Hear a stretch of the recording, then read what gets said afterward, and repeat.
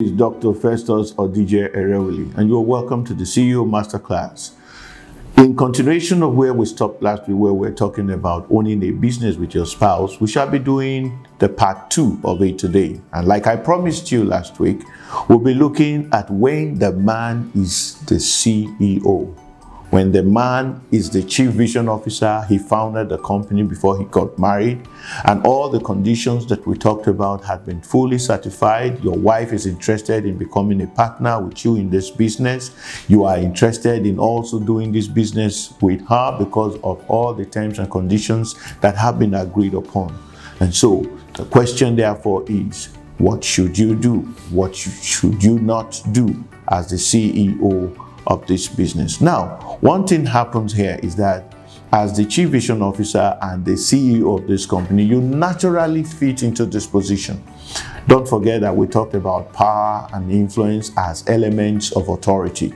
So here you are already in charge. You are playing your natural role as the head of the home. You are fulfilling scriptures. You're fulfilling every obligations that is due you. So it's natural for you to become the decision maker because that's what you enjoy doing naturally. And so nice a thing, that's what you're doing as the MD CEO. So when policies need to be changed, when statements need to be made, when decisions on finances need to be taken, when growth strategies or growth plans need to be deliberated upon, when rewards or sanctions and freedom of choice is to be made, the truth about it is that you own the power to make this decision.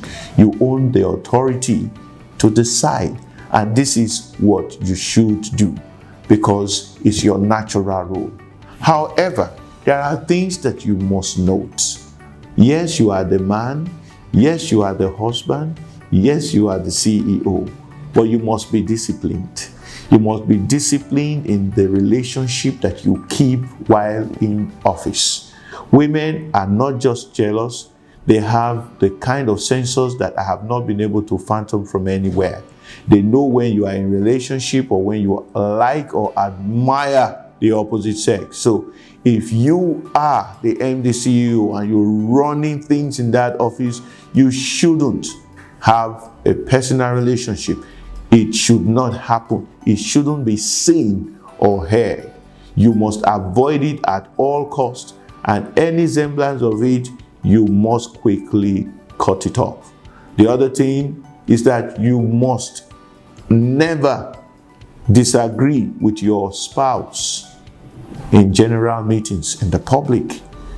And that's why it's important for you to have an improved communication. Discuss everything. I remember in our last episode, we talked about effective communication. Discuss everything. Discuss anything with your spouse. Make sure that you are in agreement at home and you've discussed all the measures and all the decisions you want to take. Let her influence come in. Let everything be concise, agreed upon before you come to the public. So you're not seen as disagreeing over some certain things. The truth, however, is that there are some intuitive decisions that you need to take, and sometimes it may not go down well with your spouse. Still avoid arguments. Do not argue in the public. If you have to, let it be constructive, let it be short. Now, you as the CEO must learn to draw the line between what is official and what is domestic. Don't give assignments that you know will connect with domestic work and you are demanding results. It's not fair. Good. So, the other thing that you need to do as a CEO of this business is that there are certain decisions that are very tough decisions. Make sure that your wife is a part of making that decision before you take it. If she understands the processes that you had gone through or that you were willing to go through to come out with a decision that is representing the interests of not just the company but of your home, it becomes an interesting exercise. So when you are about to take the decisions or tough decisions, make sure that your wife is part of it. In fact, carry her along in some certain strategic meetings And of course, I believe before that you would have spoken about it, you would have discussed extensively about it at home or wherever to be able to come out with a good outing. And then finally, occasionally allow your wife to be the head of a meeting. Let her chairman the occasion. In some certain meetings, let her just play the role of the head. The reason is you want to integrate her successfully. You want to see how well she's doing and constructively criticize her when you get home and tell her you did great, but one or two things would have been better if you had done it this way or that way.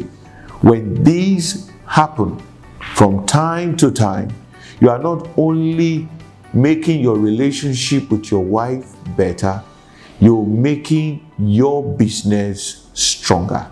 And everyone who works in that organization understand the kind of integration that you have with your wife, and nobody toys with you or toys with that business. And if you do all of this and many more, maybe we've not mentioned, you're sure to run a legacy business that is worth the while. Next week, by the grace of God, we'll be talking on the last part of this interesting topic on when the wife is the MD CEO. Yes, when your wife is the head of the business, how do you cope?